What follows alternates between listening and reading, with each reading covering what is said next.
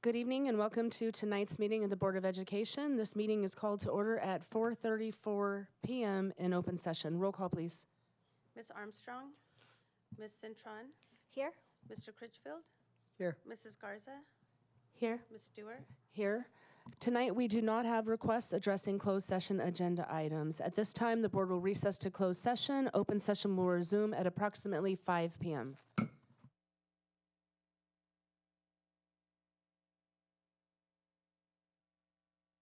All right, here we go.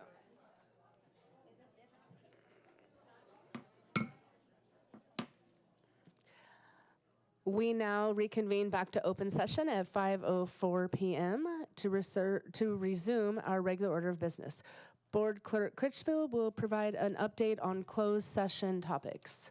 Thank you, Madam President. The topics discussed in closed session were student matters, and the board took no action in closed session. Thank you. All right, the Pledge of Allegiance. I'm going to go off script. Mr. Serega was supposed to do it, but I'm going to ask that our interim superintendent do it for her last time. Thank you.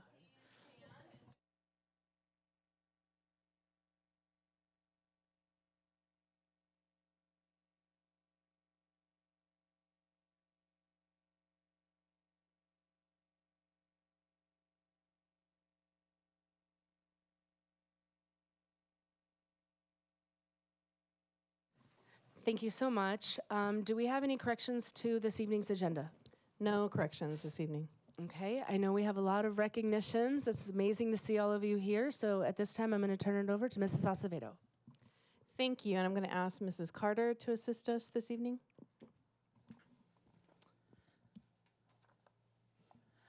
This evening, the Board of Education is pleased to recognize teams from our district who earned the distinction of Mid-City League's champions during the spring sports season. Can the board please come down in the front for recognitions?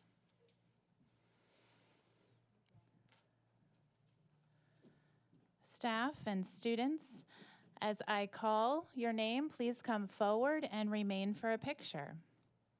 Representing Mayfair Girls Beach Volleyball, we have Coach Dennis Guerra and the following athletes: Addison Riddle and Kendall Sumlin.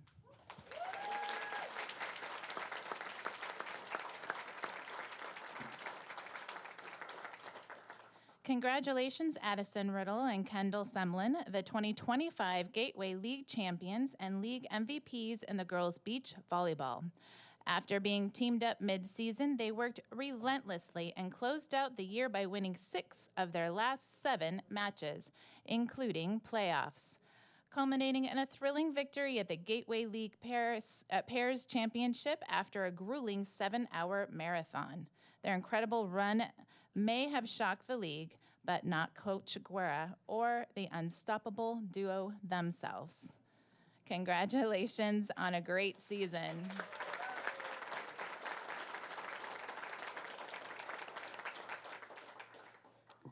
Mayfair High School swim team coach Matt Price, could you please come forward?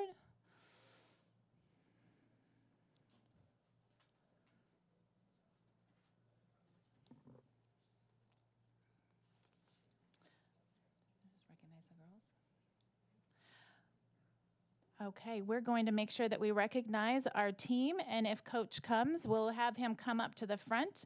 If we could please recognize Mayfair's swim team, Katie Cummins and Ellie Barchi and Josh Price. If you could please come forward.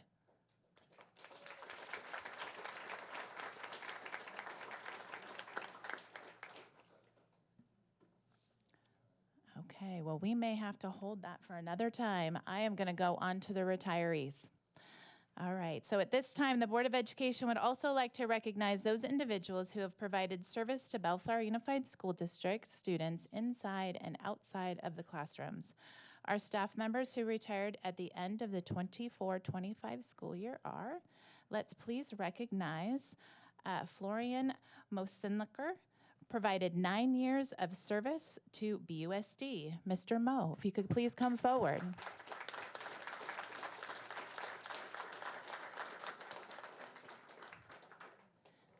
With heartfelt admiration and gratitude, we celebrate the retirement of Mr. Moe, a brilliant engineer, dedicated educator, and quiet force of innovation at Bellflower Middle High School.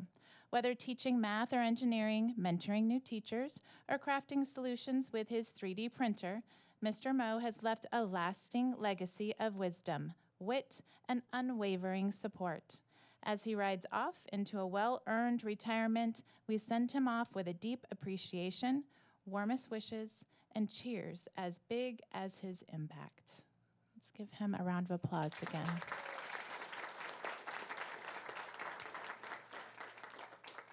Thank you for your service.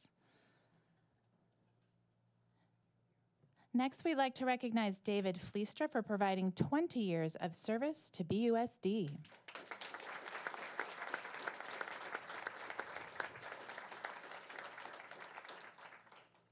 Congratulations, Mr. Fleetstra, on your well-earned retirement. Thank you for sharing your love of music and inspiring generations of students through your dedication and passion.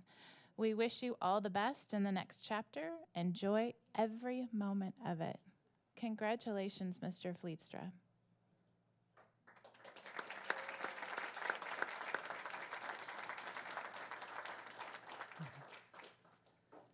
Next, we'd like to recognize Cheryl DeSillis, providing 21 years of service to BUSD.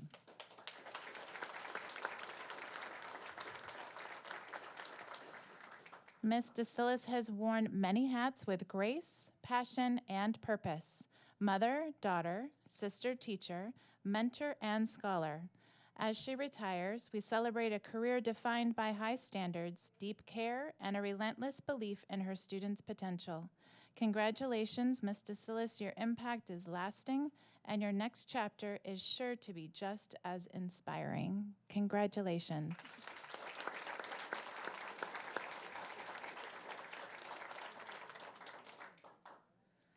Next, we'd like to recognize Kathleen Callahan for providing 22 years of service to BUSD.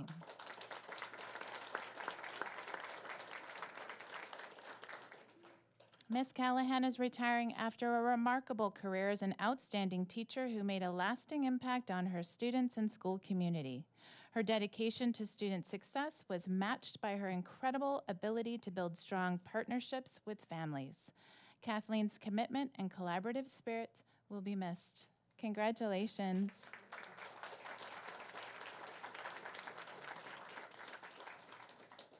Next, we'd like to recognize Rose Romero for providing 23 years of service to BUSD.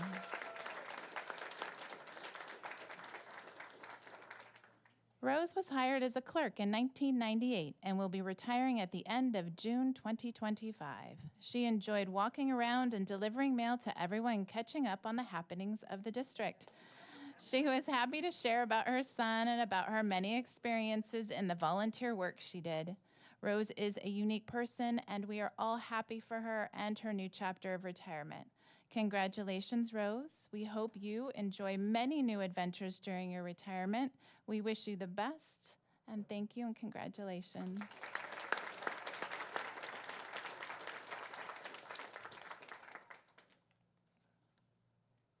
Next, we'd like to recognize Michael Hunter for providing 23 years of service to BUSD.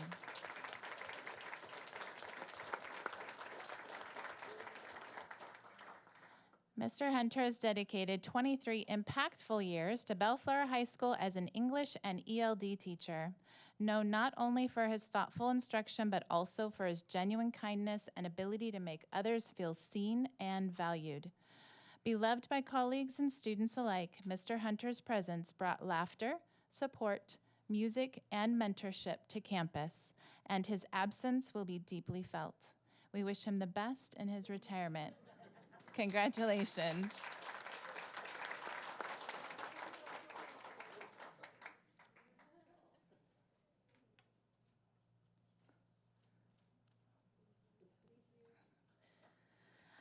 Next, we'd like to recognize Tom Phillips for providing 25 years of service to BUSD.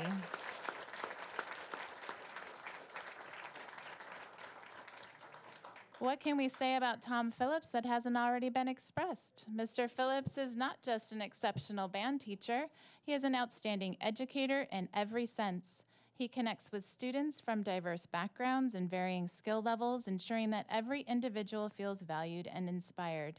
His understanding of school culture and the vital role of a school band is remarkable. Mr. Phillips collaborates effectively with all community partners, fostering a sense of community and support.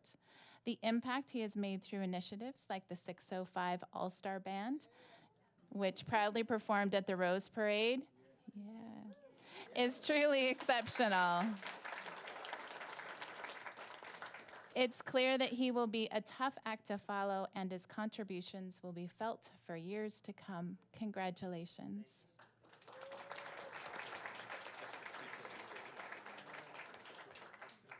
And let's give a round of applause to our District Teacher of the Year, Tom Phillips.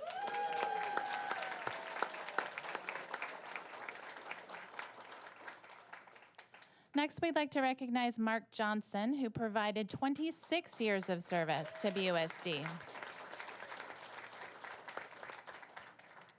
Mr. Johnson has been a valuable member of the Somerset High School team for the past 16 years. He cares for students, supports the staff, and helps the school function smoothly. His expertise, guidance, positive attitude, and enthusiasm for the Somerset community will be missed tremendously. He deserves the best retirement ever. Congratulations.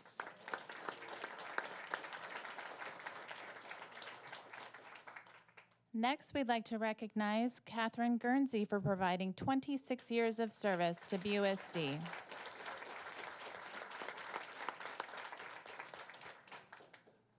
Ms. Guernsey leads with patience. You inspire with passion and teach with grace that is truly special. The difference you make in the lives of our students cannot be overstated. Whether it's through your thoughtful lessons, quiet encouragement, or unwavering belief in every child's potential, you embody the very spirit of what it means to be an educator. Congratulations.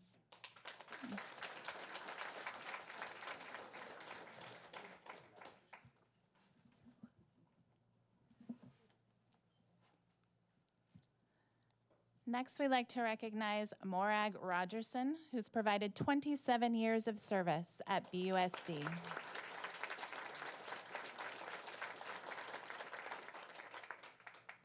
After 27 years of dedicated service, Ms. Rogerson is retiring from Woodruff Elementary. She has truly been the heart of the school community, a constant presence, a passionate educator, and a strong advocate for teachers. Her innovative approach to math instruction, particularly her use of manipulatives and hands-on strategies, has left a lasting impact on both students and fellow educators. As a union representative, Ms. Rogerson consistently championed the voices of her colleagues, always leading with integrity and deep sense of fairness. While we celebrate her retirement, we are also grateful that this is not goodbye.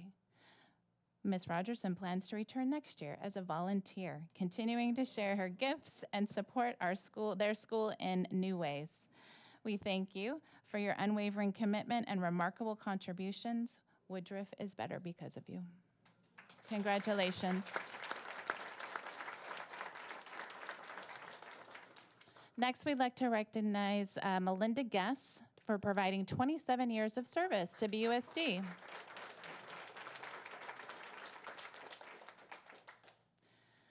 On behalf of the entire school community at Ramona, thank you for being a guiding light, a mentor, and a champion for every student that you teach.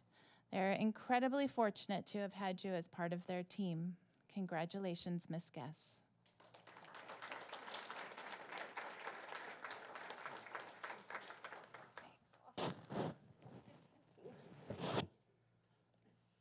Sorry for the interruption. We were colleagues, and they were at my school as a principal, so it's very special. Congratulations. To everyone, though. I won't stop to hug you all, though. All right, next we would like to recognize Julie Vucci for providing 29 years of service to BUSD.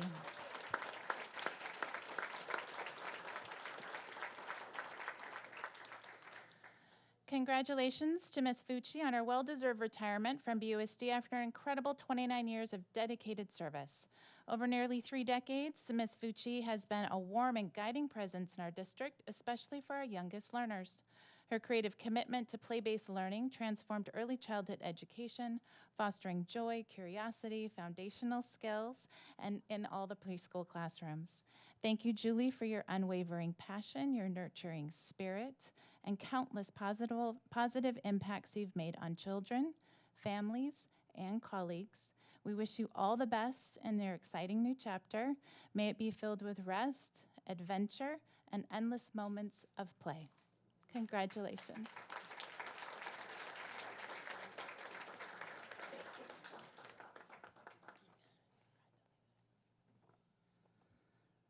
Next, we would like to recognize Marin Foote, providing 30 years of service to BUSD.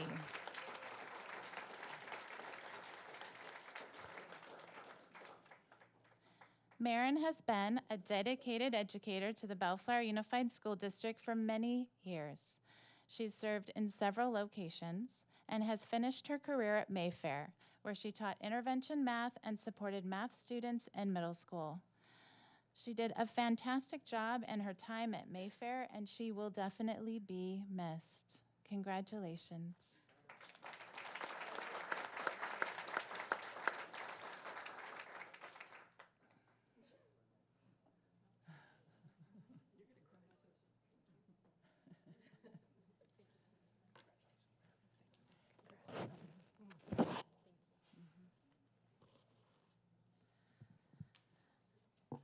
Next, we would like to recognize Pamela Seamster for providing 33 years of service to BUSD.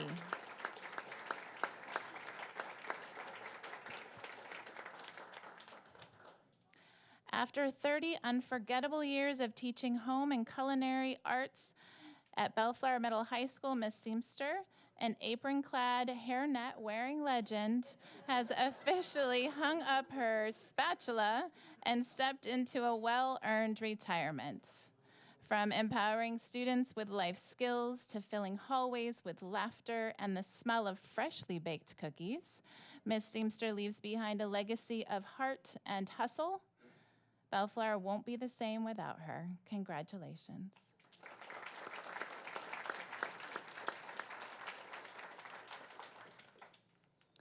Next, we'd like to recognize Lori Runstra for providing 37 years of service to BUSD.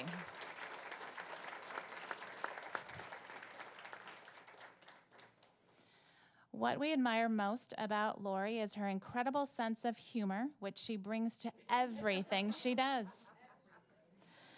As the first ever flag football coach at Mayfair, she made an extraordinary impact right from the start, leading her team to victory as league champions in their inaugural year.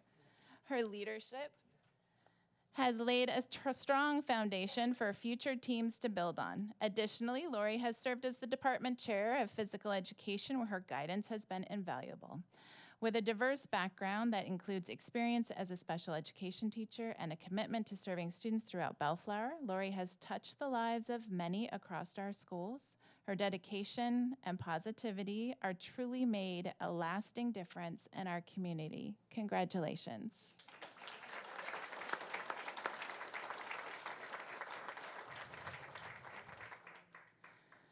Next, we'd like to recognize Judy Moses for providing 37 years to BUSD.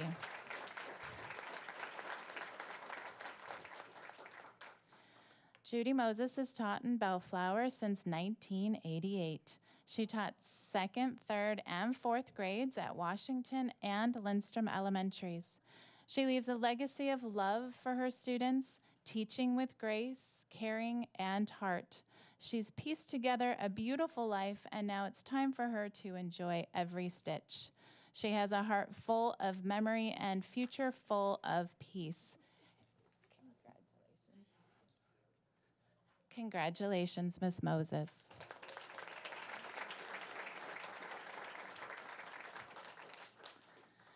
The board would also like to recognize those individuals from the 24-25 school year that could not attend this evening. Francis Balboa, 17 years. Matthew Berenda, 20 years. Don Camacho, 18 years. Daniel Carmichael, 31 years. Jeffrin Caron, 23 years. Lisa Cornell, 22 years. Stephanie Dalton, 32 years. Sandra DeHoop, 11 years. Carol Fisher, 22 years. Terry Foster, 2 years. Lori French, 26 years. Paul Getty, 31 years. Yvette Garola, 30 years. Larry Harrison, 33 years. Raymond Herrera, 32 years. Susan Hill, 40 years. Guadencio Javier, 21 years. Kathleen Johnson, 32 years. Keith Landon, 34 years. Michael Larson, 12 years. Betty Lopez, 25 years. Mike Lundgren, 28 years. Susan Lynch, 17 years. Teresa Manriquez, 41 years. Jerry Miller, 21 years. Kimberly Malott, 25 years. Jeff Moore, 27 years. Robert Nelson, 30 years. Rose O'Brien, 32 years. Janice Parks, 30 years. Julie Porter, 32 years. Tammy McQuaid, 38 years. Jeffrey Savage, 31 years. Jane Stewart, 22 years. Beverly Swanson, 25 years. Lawrence Tanis, 31 years. Lorraine Thompson, 41 years. And Joseph Weber, 9 years.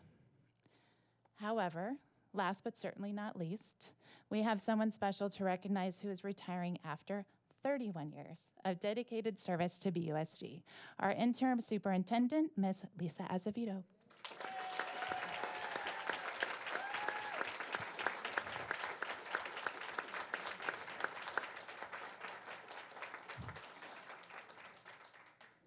This evening, we are honored to have several special guests who would like to acknowledge Ms. Azevedo.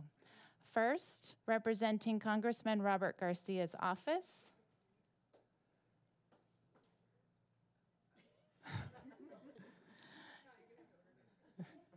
Julia Arsfield, representative and caseworker.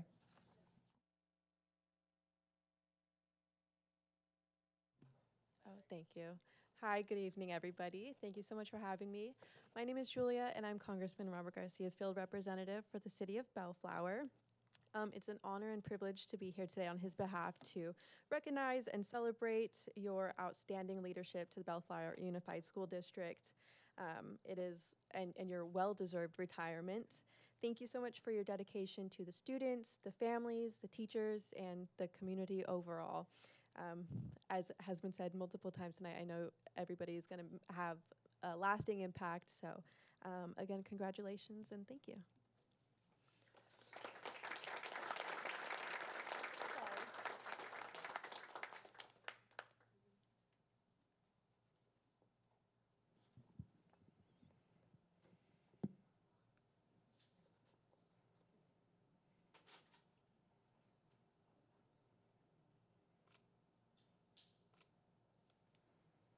Next, representing Assemblymember Jose Luis Salage, 62nd District Office, Anastasia Wusu, Field Representative.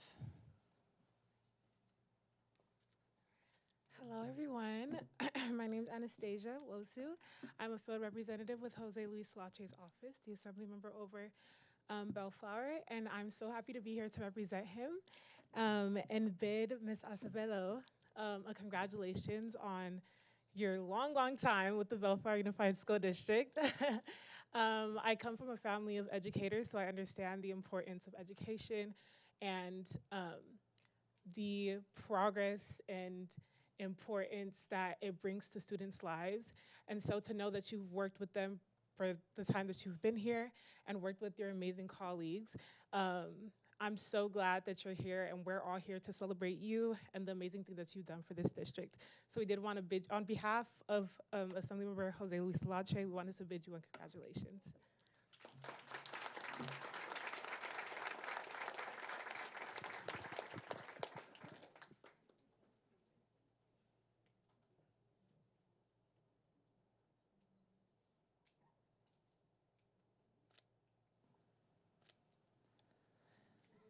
Next, representing the city of Bellflower, Mayor Pro Tem Sunny Santa Inez and Councilmember Victor Sanchez. And Wendy. Good evening, everyone. Board of Trustees, our interim superintendent, Sunny Santa Inez, Mayor Pro Tem City of Bellflower, with me are Council Member Victor Sanchez and Council Member Wendy Morse. Good evening, everyone. Lisa, you had a wonderful run. 31 years. Started as a math and science teacher in middle school, became assistant principal, assistant superintendent, CEO of CalAPS, and then interim superintendent of BUSD.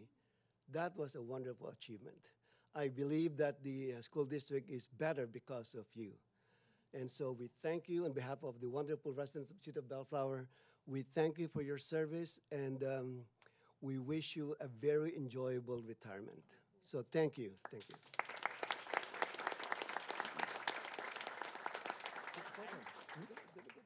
Yeah, I'll take a photo. No, Lisa, I got to tell you something. I got to tell you something. I've known you for at least since I was in high school, so at least 2004. I just want to thank you for everything that has been said today is true. Your friendship, your dedication to the students, your dedication to the program, to wanting to improve it, the way you do it with a smile, and what you did at the beginning of this school year, and how you brought everyone together and you brought in a good message, and that's leadership right there, changing the tone and the direction, and that's hard to see. It's hard to see you kind of go at this point in time, but I get it. You've done your time. Now you got to enjoy yourself and enjoy retirement. Congratulations, my friend, and this is not goodbye. It's till next time. We'll talk soon.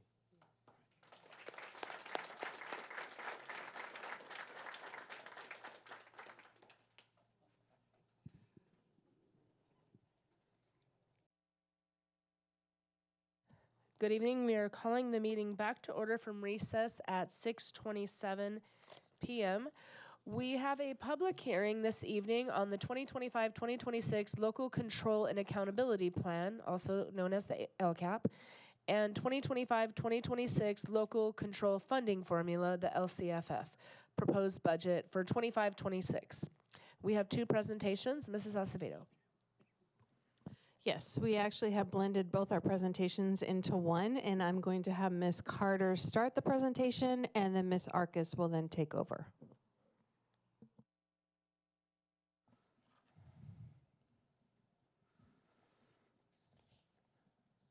Tonight, I'll be sharing some foundational information for the public attending the public hearing that may not have had an opportunity to be with us in May when we went through the LCAP in detail. Although the board has had an opportunity at our last meeting to provide input tonight, we are required to provide an opportunity for the public to provide input at this hearing. This shows the development timeline of the LCAP and where we're at. We're on June 12th and June 18th. We will bring this back for approval. The LCAP is a district plan for improvement. It is an accountability tool required by the state. Each plan must include goals, actions, related expenditures, services for identified student groups, and alignment to the 8 state priorities. This year, information on how the learning recovery funds are planned to be spent were included into this plan. The Bellflower LCAP includes 4 goals aligned to state priorities. The draft LCAP has been provided to the public for review, and the public had an opportunity to email input. We have received 0 emails from the public. The LCAP has also been provided to LACO for pre-review and feedback prior to final submittal. Since the board's feedback in May, there were a few revisions. In the goal analysis section for each goal, prompt 2, it was updated to identify any material differences between planned and actual expenditures. Some minor clarifications were included, such as identifying action numbers in the narrative descriptions to better help the reader. And there were a couple of outcomes that were missing, so those were added to this version. Estimated costs for the Learning Recovery Block Grant were also included in the actions, and the 3 metrics that we talked about in May were added to Goal 3. The remainder of the presentation is on our budget, and I'll be passing that off to Ms. Arcus.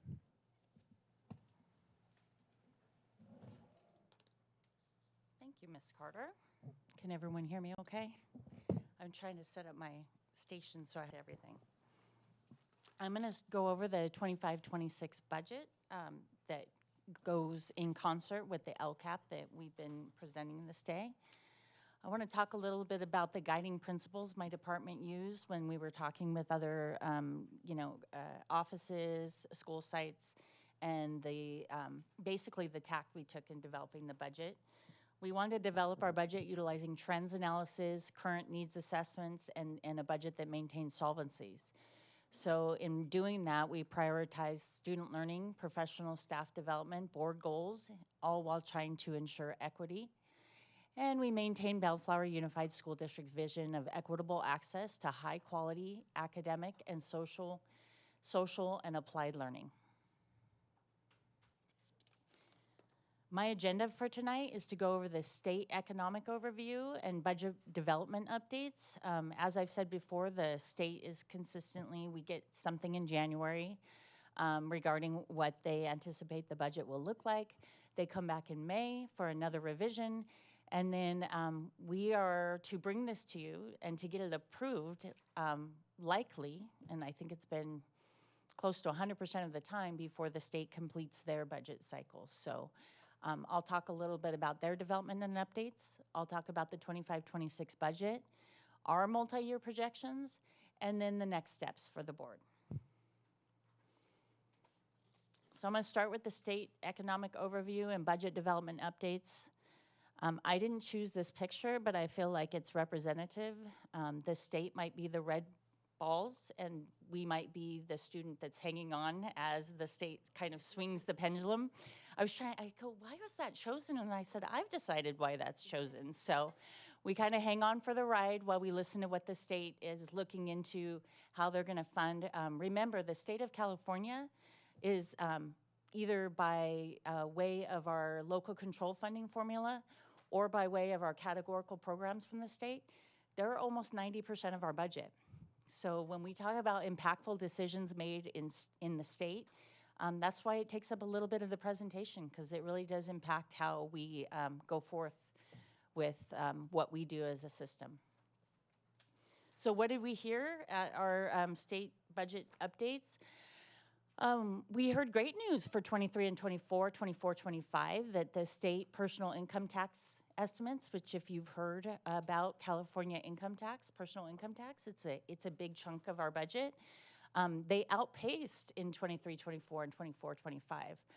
We heard a little bad news that in 25, 26, those estimates have been downgraded by almost $7.7 billion. So the state is gonna start to see the impact of personal taxes not coming in as they thought they were, and it's gonna fall out somewhere. The state of California, the unemployment rates are larger than the rest of the nation. What we think is there's a lot of wildfire-related displacement, construction delays to getting that back going. It's causing some of the unemployment. It's impactful because the US rate is about 4.2%. Again, if people aren't employed, people aren't paying taxes, that all kind of represents the funds and resources available to the state of California. What does the federal impact show? Well, the stock market volatility in response to federal policy changes has impacted state revenue. Why? Most of our earners, our largest earners that we depend on for funding in California is people that are in the stock market. And so volatility in the stock market does impact the state of California. Also, if there's any cuts to key federal programs, that is just going to increase the pressure on the state to kind of backfill or see what the state can do to kind of keep California programs whole. So these are all pretty impactful things that are happening in the state economic overview. So what did I hear about when I went to May Revise? I've heard that it's come up a lot that the Proposition 98, which is our state funding model, there was a developed rainy day fund, and we had been able to put money into it for several years. And basically, in 25-26, the fund has been depleted. So the state at this point is not anticipating having a rainy day fund for our Proposition 98 dollars. We'll see how that impacts us. Remember, Prop 98 is guaranteed money to education. And so the rainy day fund was just a little bit of a, like, oh, we've got something in the bucket for later, but it's still a required contribution to education, and we'll just keep our eye on that. The state's going to continue cash deferrals for districts and community colleges. What does that mean? That means that one of the ways that the state is kind of holding on to things is they're going to hold our cash a little longer at the end of the year. So the districts have to be well aware and make sure that our cash fund balances have enough in them, because one of the state's methods for kind of delaying payment is to give us our cash in the next fiscal year, rather giving it to us when we've earned it in June. The state has some reliance on one-time resources to support their core programs, and that poses a risk, especially if the conditions worsen. The state's then going to have to figure out how to fund those core programs and how that will impact districts everywhere. Problems with the state budget unrelated to education could impact education funding as legislators look at a way to kind of hold both things in their hands, make sure, that they might be funding school districts, but is there a way that they can kind of hold off on some of that funding to education? Yeah, I just wanted to make note, whoever's in the audience that has their cell phone continuously going off, can you please put that on vibrate or shut that off completely in respect to the presentation here tonight? Thank you. Thank you. One of the impacts is the state is now requiring a 10-to-1 adult-to-student ratio for transitional kindergarten. We had heard that it was going to come, but there is some concern about whether the funding to do that will come along with the requirement. So that will be impactful. At this point, we've gone with the funding that we've been told will be coming, and we've gone with the ratio that we need to do to have these classrooms. And we're going to keep looking to see what maybe is revised in the end. And the state did expand the implementation of universal meals, which is the free meals for all students, and some of the ideas behind the ELOP program, which is the Expanded Learning Opportunity Program that provides before and after school programs to students. So those things were in the state budget. So, a little bit about how that might affect the Bellflower the Bellflower Unified School District budget. I want to talk about my budget assumptions. I do this at every turn because if these assumptions change, so do some of the budget criteria for that. The largest, I told you the state budget, the money that comes from the state is about 90% of the budget. About 75% of that budget comes from our local control funding formula, and that is based on many of these factors at the top. And so we're looking at a declining of enrollment from 24-25 at about 9633 to maybe expecting in 27-28 only 9,111 students. That's about a 1.8 to 2% decline. It's not outside of the realm of what other Southern California districts are experiencing. It's what I've included, it's what I'm going with, and that's the information we're using. So, given that information, should we lose a lot more students or should we gain a lot more students, the amount of revenue that we will receive will change. And that's why I think it's really important to kind of walk you guys through these steps, because I don't have a crystal ball when it comes to the budget arena. I have criteria and assumptions that I use to kind of develop the budget in that way. We have an average daily attendance, which is ADA, and we have a funded ADA. So our ADA is the amount of kids that attend school every day. So if you're looking at the 9633 and 2425, on average, 9,048 kids attend every day, and that's how we get paid.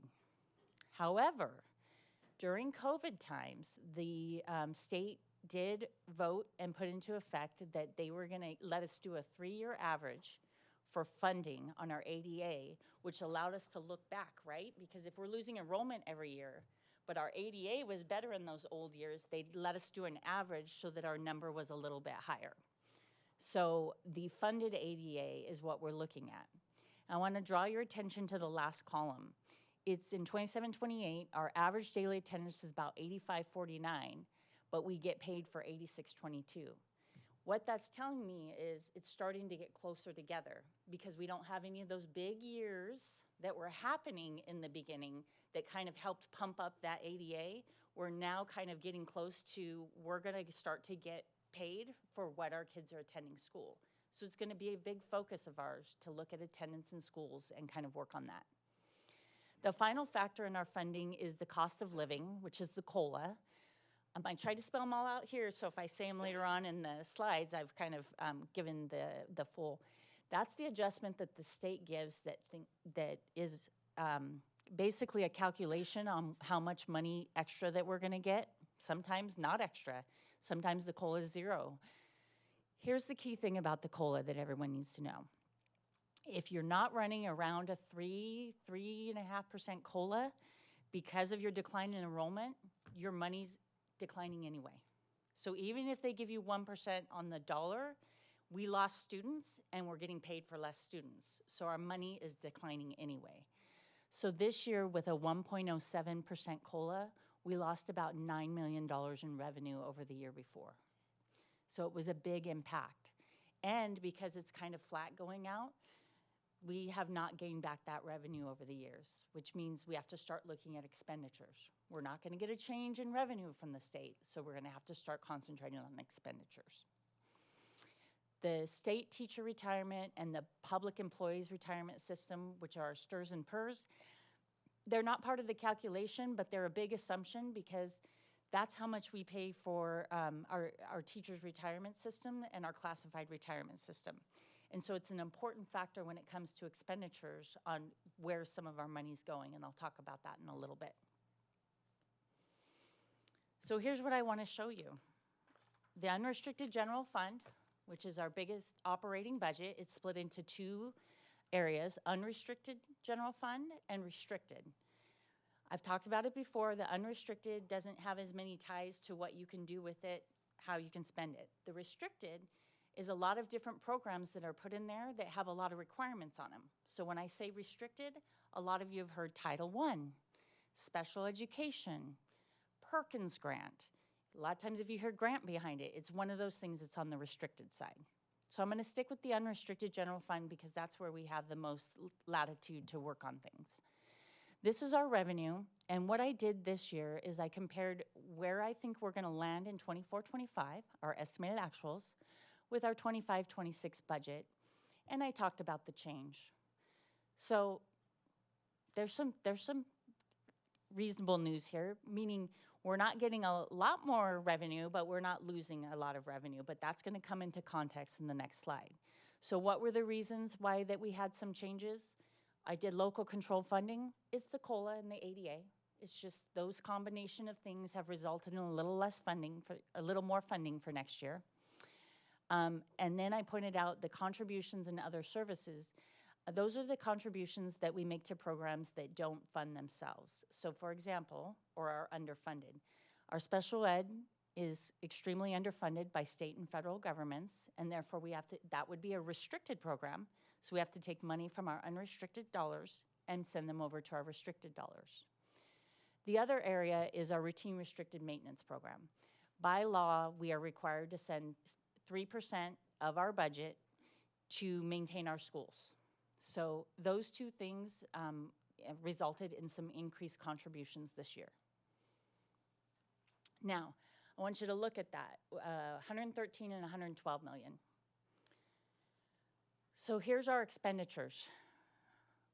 We're anticipating in 24-25 spending 129 million, and in 25-26 spending 156 million. Those are the changes in the column. So whereas we had a very small change in revenue, we had actually a pretty big change in our expenditures. And I want to walk through a few of them.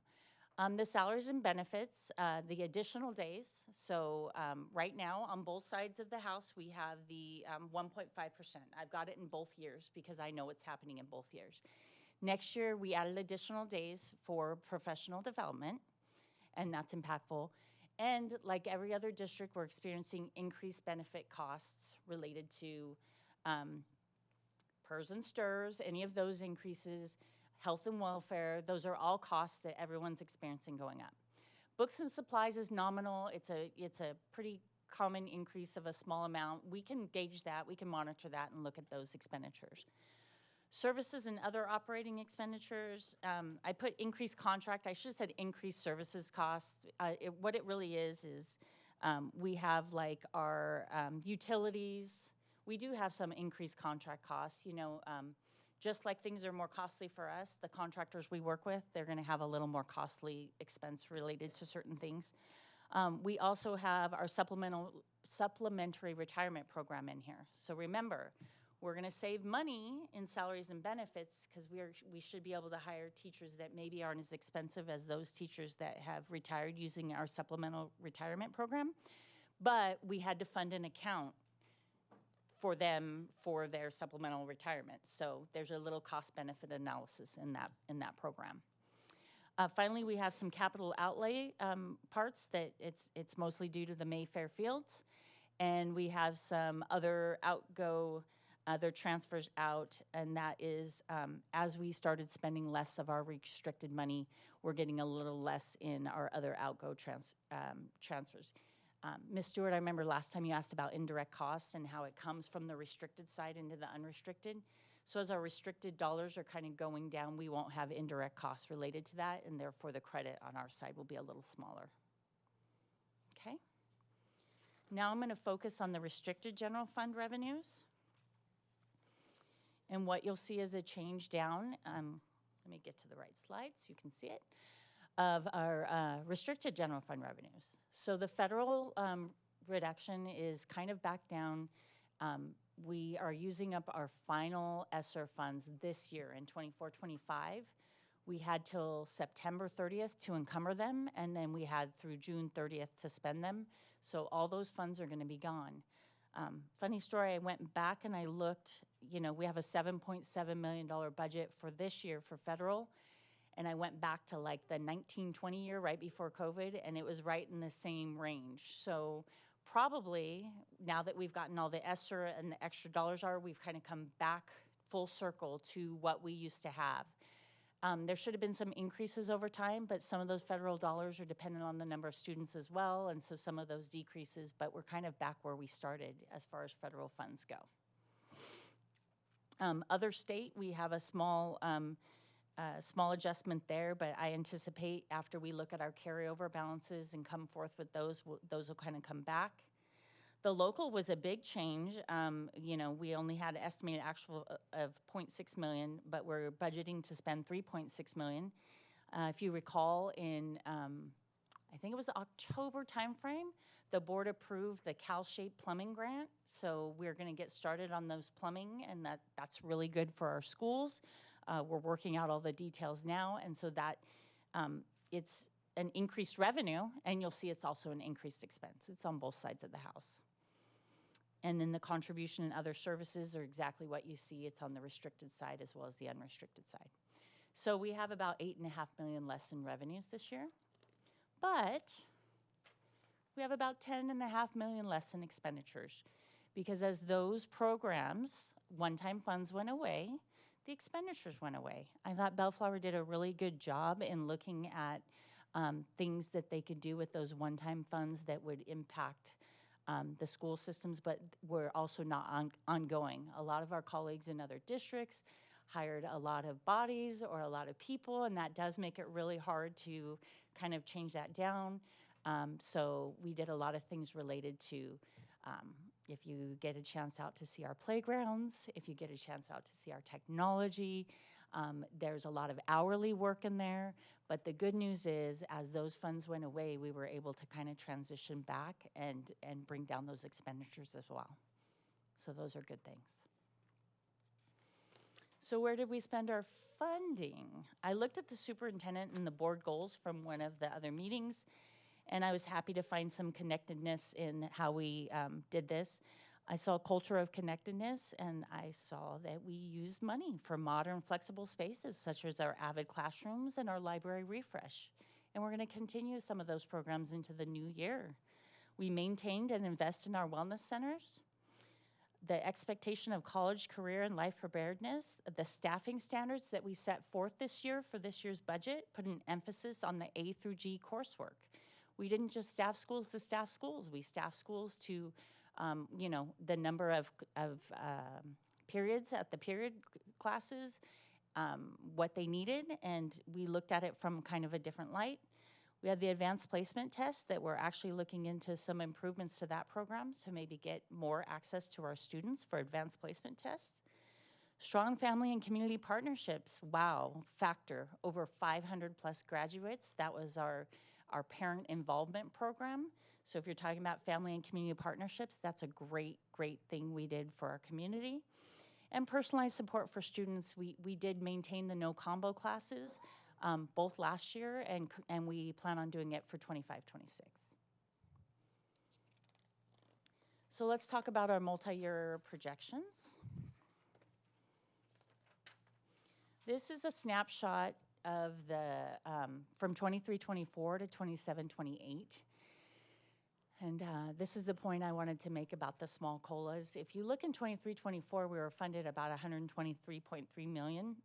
Once we got that 1.07 COLA and we lost some student participation, attendance and student enrollment, this year we're anticipating about $113.4 million in revenue. And you can see that trend kind of stays flat because the COLAs are small and the drop is similar. The expenditures that we anticipate experiencing are laid out in this way. I've talked about some of them. I've showed the difference between 24-25 and 25-26. We've got some big plans for 25-26, and that's impactful to the budget. And then what we're ending up with is a surplus or deficit, and therefore beginning fund balance was at 94.4. We're anticipating about a 15.8, maybe 16 million. We made some small adjustments in 27-28. So how does that cookie crumble? Those balances that we have, both between restricted and unrestricted, kind of fall out this way. We have an ending balance. We have our non-spendable portion. That is for our stores. That is the warehouse where we keep items. That's anything that we prepay, and that is anything that we have like in a little bank that's like for RCF accounts when we have to draw checks on little banks. Our restricted dollars, those are the balances in our restricted resources. So you can see how those have changed over time. The board in this budget year will be asked to commit some money, but we have been committing it all along, and we've committed for, the last time we committed was for deficit spending and for some programs, facilities programs improvements like the Mayfair Fields. So we've committed some of those dollars. The second to last line is reserve for economic uncertainty. That's required reserve. We're required to put 3% of our funds into a reserve for economic uncertainty, and so that's where we hold them. And the unassigned is any remaining balances that we have that don't fall into one of those categories. So the largest impacts to unrestricted general fund ending balances, well, I talked about it a lot. It's the loss of the state funding revenue. Big chunk of dollars there, about $9 million, and there's been no recovery since then. So you can imagine losing that every year from starting this year and on. We don't have access to those dollars. The COLAs, I was even, you know, I think at second interim I brought you guys like a 2.42 COLA, and I think at first interim it was 2.6, I can't remember the exact numbers. It's 2.3% now. So the COLA, every time that the state takes it downward, that takes some of our revenue away. You know, so we're watching that. There's nothing we can do about that. We have a consistent enrollment loss of about 2%, and that, with the COLA decline, ends up where our revenue barely remains flat, and that's one of the things we're going to experience. We also have increased expenditures. So we have increased costs associated with the salary and benefit increase, the 1.5% increase additional professional development days. We have increased costs associated with the supplies and contracts, increased costs associated with underfunded programs such as special education. Our total estimated encroachment, which we don't like to say encroachment around here, I knew she'd turn around, is about 30.6 million. I say encroachment because that's what it's referred to in the fiscal world, but what it is an underfunded program. The state gives us so much money, and the program that we need to do to support our kids costs 30.6 million more than the state and federal government give us. This would be a great place for some help in the arena of trying to get the state to listen. I mean, it's been a big deal. It's not going to change. It's not going to go away from being a big deal. But if that's what it costs to support our neediest students, our special ed students, then the state and federal government should be looking at ways to support us for that. And then we had the estimated one-time funds out of the general fund associated with the Mayfair Field project of about $25 million. So district considerations, what are we doing? Now that we created a budget, what are we looking at? Well, we're looking at the addition of the professional development. That was a big ask last year when I watched some of the board meetings. Seeking ways to improve attendance, I said, it's at the high school level. That's where I see it. So I'm really hopeful for increases there. We're going to monitor our underfunded programs, such as special education and transportation. Again, transportation related to special ed students is still special ed expenditure, and the state and federal government, the state only funds us at 60% of what we spend, and that's a given.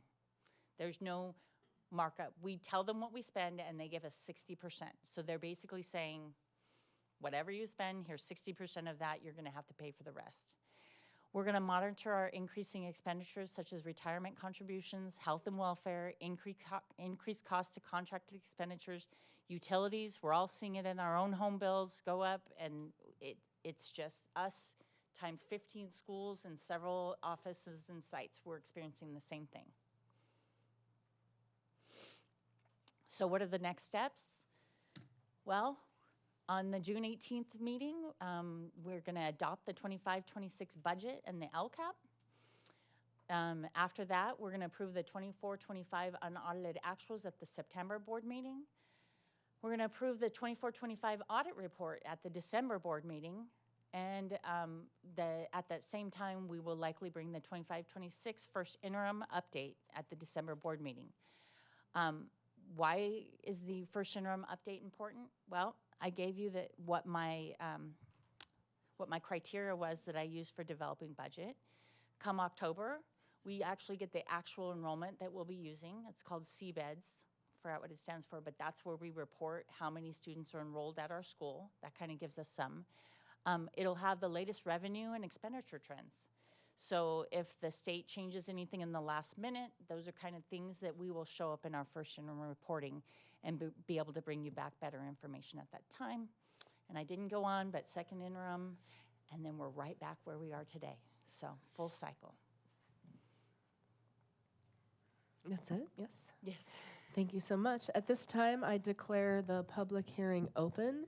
Would anyone from the public like to speak to this item? Mr. Dreyer. Welcome. If you hit that button, you'll see this green light light up. Thank Is that you. it? Yeah, that's Okay. it. Thank you. It's a new one. John Paul Dreyer, Belfast High class of 1980, former district employee, former Sirius College trustee for Bellflower. I came yesterday to look at the LCAP, and some things I'm not hearing that are possibilities. When I was at Sirius College, we did golden handshakes that were cost effective twice in my tenure at the college to save money on the salary end of the scale. We also had a cost effective sustainability program with our bond funds to reduce our future utility costs. But if we put in a new bond and maybe put it on the, well, we have 4 votes hopefully, put it on the ballot right away, and have a cost-effective green sustainability plan to address our future utility costs, to reduce that cost. We could find other ways to save money. Also, the federal funds, who knows what's going to happen with that? It's so crazy in Washington right now. we need to find other ways to save money that will not impact the classroom, as far away from the classroom as possible, but on the operations side to save money so we can still reach our student success goals. Thank you. Am I allowed to respond? So after you close the public hearing, Then you I can can address respond. comments that are made. Okay. Is there anyone else that would like to speak? Michelle Coyer?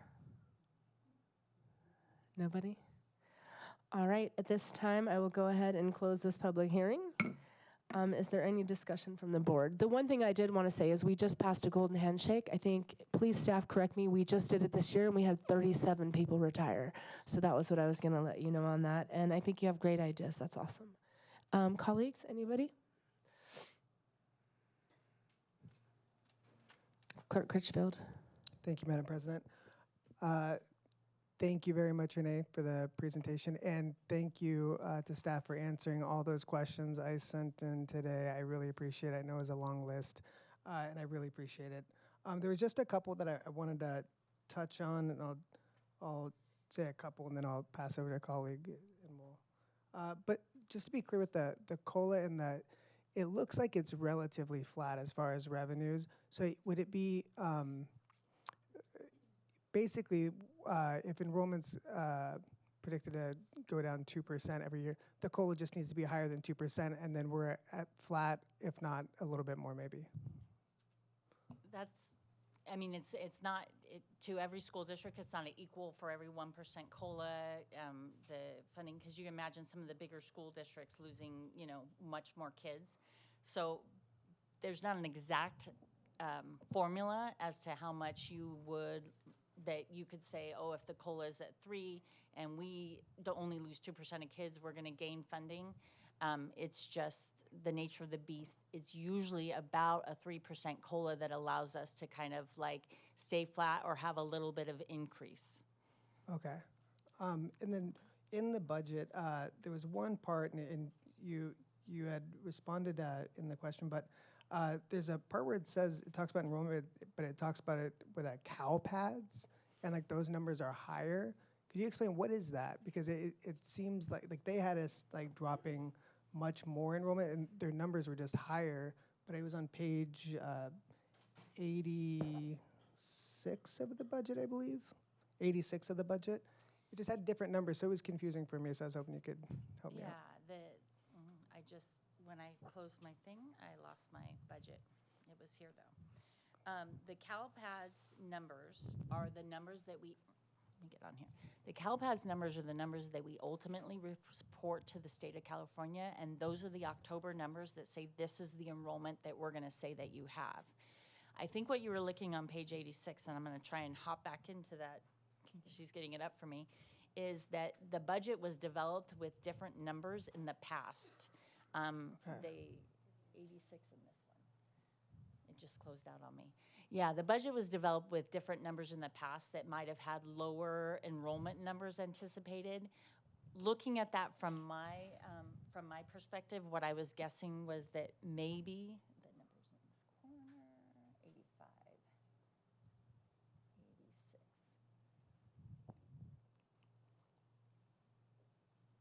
So on page 86, we're talking about ADA and not enrollment. Is that where you want to be? Mm-hmm. I just want to make sure. Yeah. So the ADA numbers are kind of in line with what the enrollment is. When they were budgeting, they had a lower ADA number, and that's not at all uncommon because we were just coming out of COVID. So the years that are shown on this particular page of the budget, it's like 22, 23, 23, 24. Yeah, it was like no one knew how we were going to bounce back from like a 3% drop during the COVID years. And so I think there was a lot of hesitation to budget more than the anticipated drop that they'd been seeing. So for many, many years at my old district, there had been a pretty common 2%, 1.9 drop. But when COVID hit, a lot of the districts hit 3%, 3.1%. And what you didn't know coming back from that was that an influx of people leaving your district and then it was gonna calm down, or was it gonna continue on that trend? So the only thing I can say, and these were years that I wasn't here to develop these budgets, is that it may have been a more conservative approach to saying that these would be the amounts at that lower rate. As you can kind of see from the 25, 26, I'm kind of starting to line it up with what I really anticipate it being now that I've seen a couple years of trends of about 2%, 1.8%. Okay, cool. Thank you. You're welcome. I'll pass it over. Vice President Garza. Thank you, Madam President. I do have a question about the funded ADA. Yes. So I know that we've been talking a little bit about how the state has been funding us for that, and then the last years, we've been doing kind of an average of the last 3 years. Yes. What are we hearing about making that permanent? Is that something that is getting some traction, nothing? They really haven't said anything about making it permanent or not, but to my point, it's getting so close to being the average now. When they first did it, so think about in 1920 and 2021. 1920 was the first year, COVID was March of 2020. We had all of the attendance that we had before the kids were sent home in March, right? So we had a decent attendance year. In 2021, they suspended attendance, so we didn't take attendance that year. And so for that year, we were allowed to use 1920s. So imagine having 2 good years of attendance. So when we came we came back to class in 21, 22, hopefully I'm saying these all right, attendance took a dive, a really big one. And so that's when they realized if they were just to give us that attendance, we would be hurting financially a lot. So that's when they came up with the 3-year average. But guess what that year did? It gave us 2 fabulous years and 1 bad year. So those 2 big years held their own, right? Now, as you move out and you go to the next year, one of those big years falls off, but one of those big years is still there. And so you start to see a trend where as those bigger years start falling off, that 3-year average is going to come really close to what we actually are receiving in ADA. And the state's then going to have to make a decision. They can keep the 3-year average, but how much is it really helping the districts? And what other changes could they make? Pre-COVID, it was you could take the highest of your 2 years. You could take the current year or you could take the year before. Well, in a declining enrollment environment, you were always taking the year before because it was always better. So that was the method they used before that. So it may come a time where they may consider the 3-year average isn't doing us as good. They may go back to taking the year before, or they may start looking at other efforts to help school districts because nobody's really winning in this environment. Okay, thank you for that. Do you have more questions, Board Member Critchfield? Okay, we'll bounce back and forth. Clerk Critchfield. Thank you, Madam President. Again, thank you for answering all those questions. And I know that there was a couple that we're going to get back to, but just like just because I noticed like the new line item, can you give me like a broad, like what is the subscription asset? I'm going to look into that because I'm not certain that wasn't maybe a line item that got dropped into another arena. So I'm going to look into that, and that would be one of the things that we would change when we finalize if it belonged in another asset category. Okay, awesome. That's why that was left off. Sorry. I was just like maybe like there's more detail. I just was in general, but thank you. You're welcome. And you did answer this question, but just the adult ed one, I know we have like, I think it's like 35,000. So we still get funded for adult education, but we don't really have a program? So and I could if you'd like to speak to the program, Alma, but I will say we do have a program that kind of comes out of Somerset, that there's pieces that are there. And then therefore we do have a teacher that we pay for. And we have, not out of those funds. Okay, that's the not confusion. Not out of those funds. Okay. And because $35,000 wouldn't really cover a teacher for that kind of program. So we do our supply budget and any equipment purchases out of that program. So that program isn't funded enough to actually support adult education, right? Because that was my confusion, because out of that small budget, it has 0 for salaries, and so it was just materials. It was just materials because the district, out of its general fund, pays for the teaching time. Okay, thank you. I'll kick it back over. Thank you, Renee. You're welcome. Thank you. By the way, just want to say thank you so much for doing this. This is probably the best presentation I've had as being a board member so I far. really appreciate that. Thank I you. understand this a lot better now. Good. So in regards to contracts, have we been able to go back and kind of assess for ourselves what is being implemented that we're currently using? I know we've said this before, but about looking and seeing, are we doubling up on contracts? Are we needing all those contracts? Are some of them expiring? And what they're, if, are they being efficient? Okay. So that was one of the changes that I did go ahead and implement kind of ahead of the curve on. I kind of said, okay, I'm going to take my first look at this year and kind of see what things I can make. But one of the changes was towards contracts and the way that we bring them to board. And so now that contracts that come to board, we won't be doing that massive contract matrix in the April timeframe, where it tended to be a lot of the things that we may or may not use, or what if, or, it was great. I'll give props to the fact that it was really good to have, like, if you needed to use something right away, you already had it on the contract matrix. But I would like to better explain it to you guys, like, hey, we needed to use this, so we're bringing it kind of for approval after the fact. If we had to do that, rather than the way we were doing it, which was kind of like mass approve all of these possible use of contracts. So by doing that, we're taking a look at each individual contract that comes in. We're taking a look at the funding source to make sure that's the best funding source that we should be using for it, because it's all going through the routing process in our software. It was handled a little differently when it was on the matrix, and then it didn't kind of route the right way. So everything's going through the routing process, which gives us an opportunity, I review every contract that comes through. So it gives me an opportunity to say, that's what we're supposed to be doing. What did that look like last year? My staff will pull like, hey, this was last year's rates, if I have questions about the rates. It gives Alma the same opportunity. She's gonna see it. I'm speaking to about Alma because we've been working out, I've been working with everybody here actually, but in particular, Alma and I have been working on the special ed contracts, right? So we're talking about what we wanna see when they come through our queues and knowing what rates we're gonna charge and all of those things. So that is the way that we're gonna kind of look at the contracts, make sure the contracts that we really want, that we really need are coming to this board for approval, and that we have those, when we need them, so that we don't slow services to students. Thank you so much for that answer. Just quick, if I can have an add-on. So does that mean that any contracts coming to the board are the ones that are absolutely necessary, and we will not be seeing any, say if I go into your office and request the contract matrix list or the current list, we won't see any contracts on there that are not necessary? Right, these are the contracts that people are requesting with funds that we've budgeted. So that's a key component, right? We've budgeted funds for these contracts, and those are the things that are getting through that are deemed necessary by our cabinet and by our staff to run the district and to do what we need to do. Thank you. You're welcome. Clerk Critchfield. Thank you, Madam President.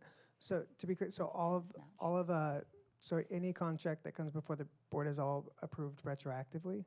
No, and we try to approve contracts prior to their start date. Right. But in the event, we can ratify a contract with the board. So kind of the way that you did it, they didn't have to ratify much because you had a massive approval. It's not going to be unusual that you may have to ratify a contract that we had to get into agreement because we had to get the ball rolling. It will likely be something that you've done before or you've seen before, those kind of things.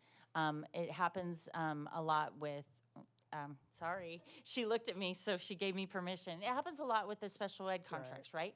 We're negotiating rates with the special ed MPAs, non-public agencies, non-public schools. We're negotiating those rates. We don't let them send those kids home while we negotiate rates, right?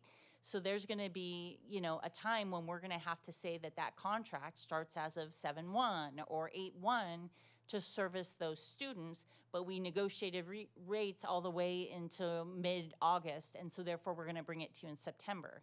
It doesn't mean that it's something that we haven't done before or it's something that we didn't try to get to the board, but we have to date the contract for the time that the students are being served. Right. So that's a fairly good example of services that we would need to render and that we would need to have ratified by the board. And what We are the- don't try to do it, but we can avoid it. Right, right. What are the limits on that? And would it be a conservative approach of only doing that when it is necessary or going to affect providing services? It would absolutely be that criteria, and for me, I would really try to limit it to contracts you've seen before, so that you're kind of comfortable with those vendors. Like if we have a brand new person coming on board, I might be Right. able to say like, okay, hold on, not for students. I can't stop them if we need them to service students. We have, but like say we wanted to do a PD day or something, I'd be like, well, let's do that PD in September so we can take the contract to board in August. Does that make sense? Right. So if it's something that you haven't seen before, but you is, know, is there a limit to like the cost of the contract? I mean, just per ed code or no, or board policy? Okay. I don't know we want to get into a predicament like that either, because non-public agencies and non-public schools can be, you know, large contracts, and that is kind of the nature of the beast. Right, right.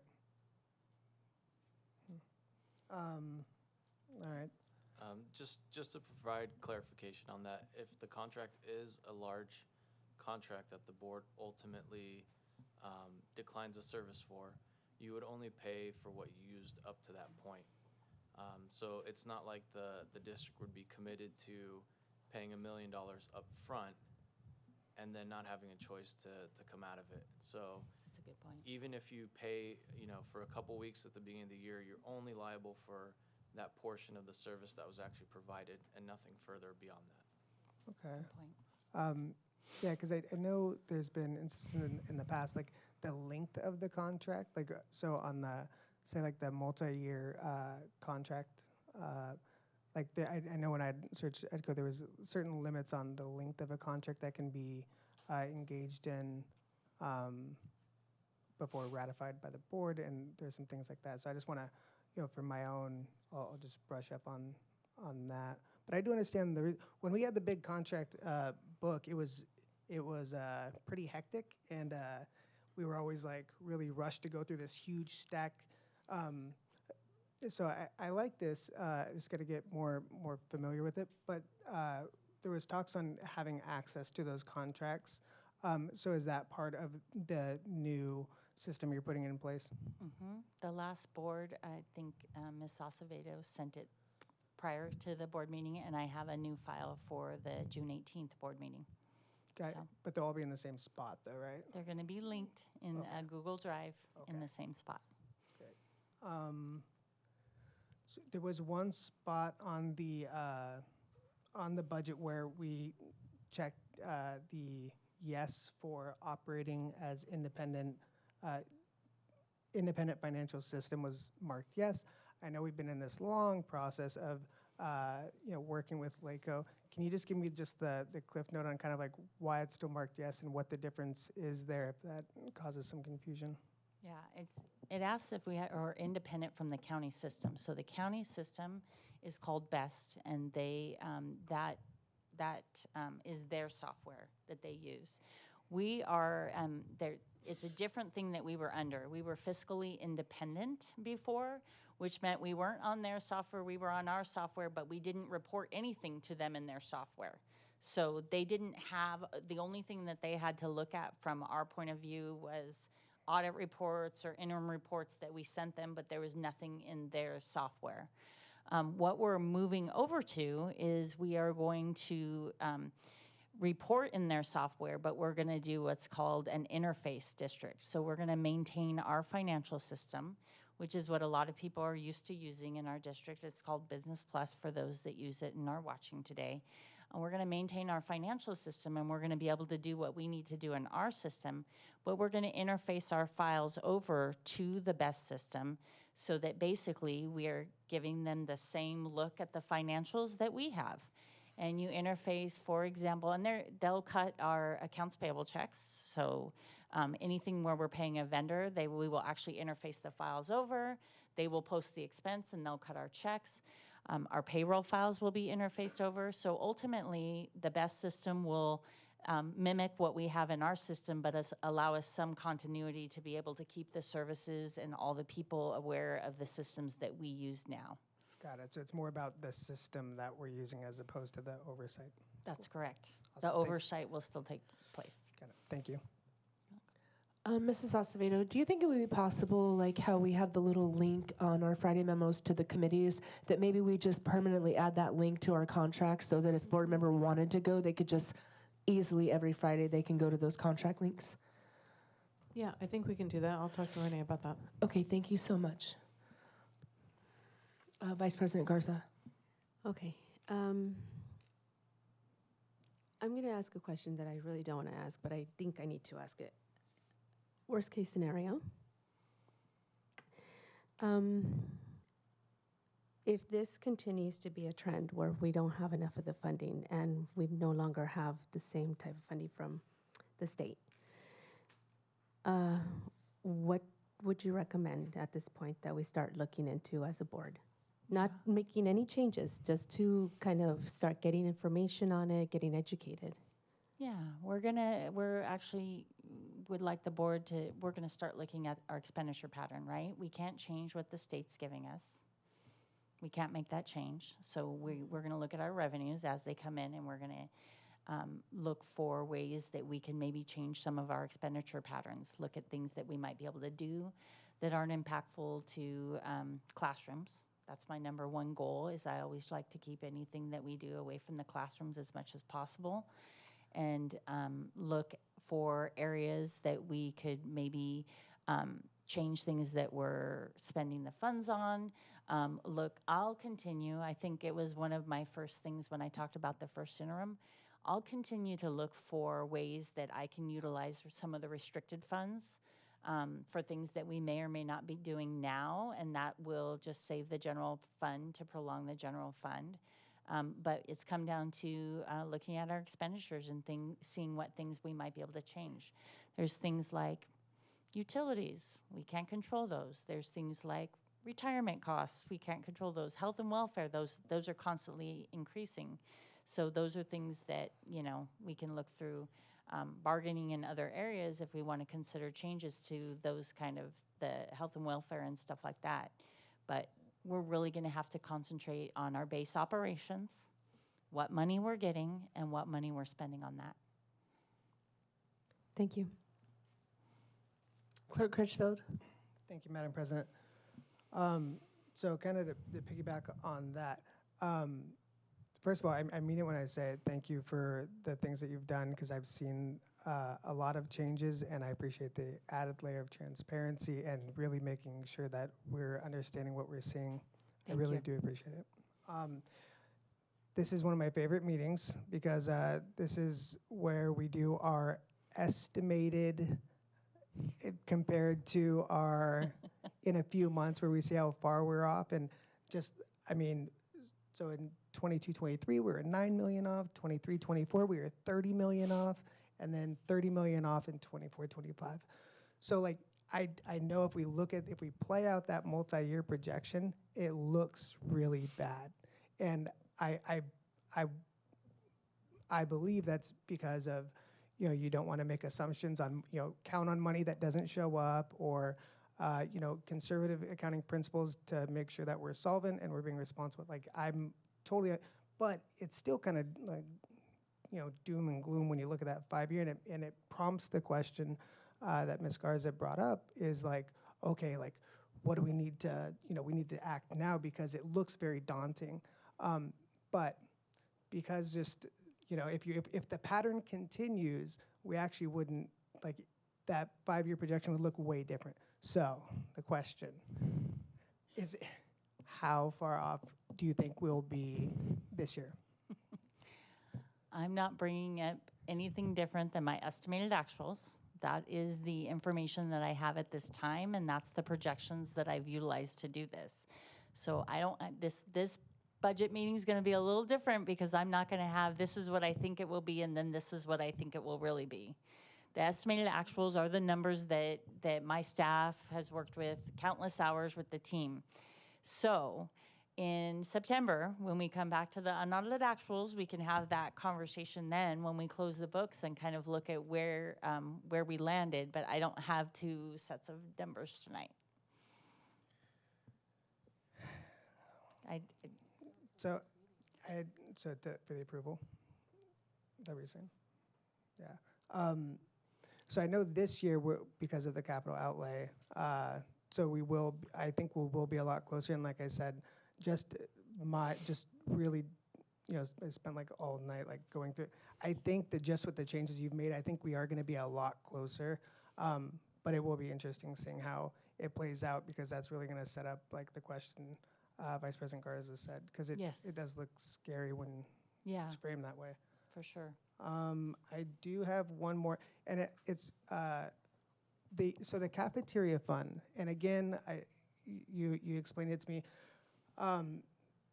But what is the proper amount that we are allowed to store in that cafeteria fund? Because I looked up some policy, and I just want to make sure when we talk about our spend down plan, what is our mark that we're trying to hit with that? Because I believe I know that there's a limit we can hold in that account. So, this year we're spending close to $500,000, and you explained that some of the improvements in equipment and capital outlay, but then we're budgeting for $500,000 coming back in the other way. So it's not the spend it's down. Not happening. And even at that rate, it would take a long time to get down to the appropriate amount. But is that what we're trying to do with that account? That's what we're trying to do, is get down to the appropriate amount. I think that we are going to, for this year, have to file the same form that kind of said we didn't get to that point. What we made strides to do this year is to work on particular cafeterias. We ran into some struggles with it, right? If you redo a cafeteria, there's certain things that the Nutrition Services Fund can't pay for, and then therefore the general fund has to pay for. And given where we're headed with the general fund, it wasn't really where we wanted to spend those dollars. So we were looking for ways where we could still improve on cafeterias, such as we use some of our special one-time funds called KIT funds, and we're looking into getting air conditioners into certain classrooms, or into I keep saying classrooms, awesome. Nutrition services. Very cool. But they're not happening in this year. So some of those things were just spending slower than we anticipated. We had really great ideas, and we had really big ideas that were sometimes like, okay, what could we really pull off with these funds? Right. Now we're starting to look at, and we didn't include it in the budget year because we haven't done it, is some maybe some improvements to the staffing at certain schools and the way that we do business for certain schools. We're looking at meals per hour, which is a great way to look at how we spend our funds. It's the number of meals per hour that a site provides to students, and based on your number of meals per hour, do you need more staffing to do that? So we're using a whole bunch of different things to talk about that. In the meantime, halfway through the year, we did, our director is out on leave, so it's been a little bit of a wild ride over there with an interim director and kind of working through getting that person, up to speed and working on like, hey, let's keep the cafeteria fund going, and then let's also do these improvements. So it's been a great learning experience for me to see the other ways we can do things. And I still think that we're going to be able to pull off some cafeteria improvements. We're just going to look at it in a different light. And that's why what you saw was it's exactly what you saw. We were spending more this year. We were, yay, you're bringing down the balance. And then next year, we don't have any plans in place to bring down that balance. So it kind of bubbled up again. But we're looking at different methods. We're looking at staffing.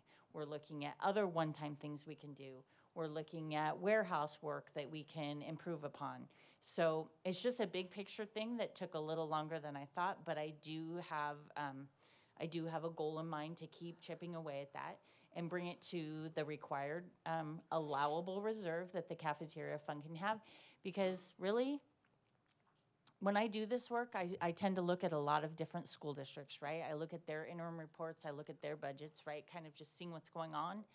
And a lot of school districts are running into a area where they're gonna have to start using general fund dollars to support their cafeteria funds. So I'm walking a fine line between doing what's great for our cafeteria funds, making sure that we're not have too big of a balance, but keeping a balance that's appropriate for, for rainy days. Right. And I do appreciate that. I just, no, could you maybe find that number and just send it off to the board, the allowable amount for Yes. that? Yeah, but kudos on the finding a way to pay for the air conditioners in the cafeterias. I think that's huge. And visiting Pile the other day, I think if we find a way to maybe some ADA accessibility with some of the issues there, because in the cafeterias, just I mean you're on top of it, but it is nice that we could kind of use those funds for the improvements that are actually going to affect. Yeah, and ADA possibility of the school district funds, so we won't be Right. able to use nutrition services funds for those. So we Okay. are, that was a conversation that we had earlier, and we're looking into what we Okay. can do to improve that. Great, thank you. Vice President Garza? No. You fooled me. Any other questions? Oh wait, yeah. Clerk Critchfield. Thought I was going to have more time for this one.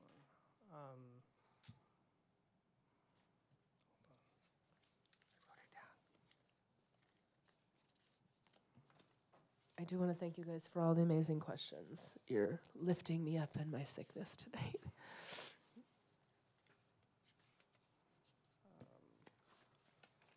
Okay, sorry about that. I think one of the things that is concerning, just from is how much work does need to happen on our with our facilities, and so we've talked about it before, but can we move forward on having a new facilities master plan? Because I feel like a lot of our costs going forward with some of our aging facilities, I think that's going to be an issue going forward. And with the construction and the investment in Mayfair Fields, I just want to make sure that we're able to handle especially the safety concerns of all of our sites. So that'd be my first ask. And I don't know, colleagues, I know we've discussed having an updated facilities master plan, but is that something that we could do? I'd like to know where we are, because it was a 5-year plan, and I don't necessarily know where we are. Obviously, we had come on the board, so I'm guessing we're in year 3 or somewhere in there. I think we're partially through, but I think what we decided to do was go back out for a new facilities master plan where we could get some better information. So our FMOT director is looking into hiring someone. I think it'll come in handy for multiple things, such as a bond in future years, or yeah, other that's what I arenas was- where we might be able to look at our capacity in our schools. That was so my segue. I would. Did I take your segue? I apologize for that. Take it. But this is something that we're going to need, and I think the more up-to-date information we have for the community and the board is going to make it, better for all of us. So yes, our director is looking into finding a firm that can do an updated facilities master plan. So when do you plan on bringing that back to us? I think it would be sometime in the new fiscal year as we get through the kind of the summertime and July starts the new fiscal year, so anywhere in that time frame. But we need to look for vendor. I'd like to worry about getting the Mayfair Fields underway, and then start to look for a facilities master plan vendor that can help us out on that. So Okay, so can you keep us updated on that? Yes. And when you find a vendor and when you think that we'll be able to do that. Go ahead, sorry, Vice President Garza. Thank you. So in the meantime, I know that we have this old facilities report. There were some things there that I think would probably still show up Okay. in this new one. Can we take a look at it to see, like, very simple things, like how is the maintenance of the yards going? Do we have all those buses already out that had needed to be fixed? Just kind of things like that. I think that most of them, like you said, we have kind of already checked off and seen that in our memos. But just to go back and see if there's anything tangible at this point that we can start moving on. Okay. And then if you could just give us an update on a future memo Yes. for that. I'm sorry, colleagues, I'm wondering if you feel the same way. as I am. Like maybe there are some things that we can kind of work on, because there were some really simple items that could have been worked on at that On the this master point. plan? On the old master plan, yes. Yeah. And not even sure, like even when you send us the update, what have we completed, you know? Because there was 5 columns, 5 years. Clerk Critchfield? Thank you, Madam President. I believe, just hearing the original plan was actually, it wasn't very thorough, and I think there probably is some things that we still can address and should. But and Renee stole my segue.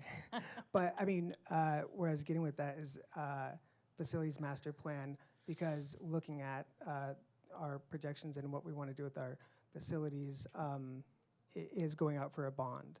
And I think that having that as sooner than later, and I don't know how long it takes to find the company, but I'm by no means trying to be insensitive to the work that goes into it, but I'd say sooner the better with that one, just because there has been an appetite for it, and I think that it will inform a lot of things. Again, you know, being at Pile just yesterday, I feel like really looking at some of the facilities, some of the low-hanging fruit, and fixing those things while we move forward, but then also being able to make strategic plans.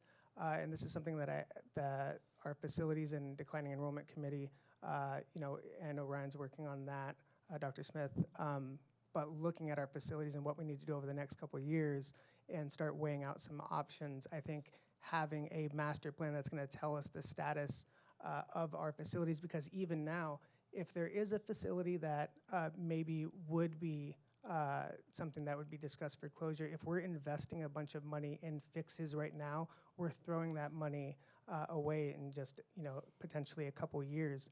And so as we even make different moves throughout our district, if we're making, say, moves at classrooms and then we decide to invest in those facilities, but, you know, maybe that's a campus that we shouldn't be putting a whole bunch of money into. We need to know that stuff now to start saving money in the future. So I would just say as fast as reasonably possible, I would appreciate that. Thank you. While I have you, Brad, I was able to find out it's 6 months worth of expenses for the Fund 13 is what they like you to have no more than. So it's about $3.5 to $4 million for us. And right now we have over $6 million. So that's what we're working on. Is it 10% of 6 months of the district's expenses or the cafeteria? Cafeteria's funds. It's no more than 6 months of operating expenditures for the cafeteria. The cafeteria spends about $11 million, so 6 months would be about half of that, and that's what they would want us to be below. But I can put that in the memo too. I just figured that out. Cool. Thank you. Thank you, Madam President. Anything else, colleagues? All right, thank you so much for that. We have one major action item, 9.1, approval of a settlement agreement between the district and Swanson. Are there any questions or comments? Can I get a motion to approve 9.1? So moved. Can I get a second? I second. Okay, go ahead. Myra Garza seconds. Vice President Garza. Roll call, please. Ms. Cintron? Here, or Mi- aye. Mr. Critchfield? Aye. Mrs. Garza? Aye. Ms. Stewart? Aye. Does the board have any questions on informational items tonight?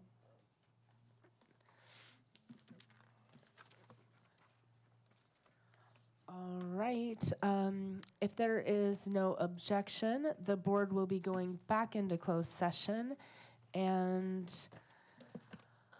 there will be no further action taken in open session. We are going to closed session at 7:38 p.m. Thank you.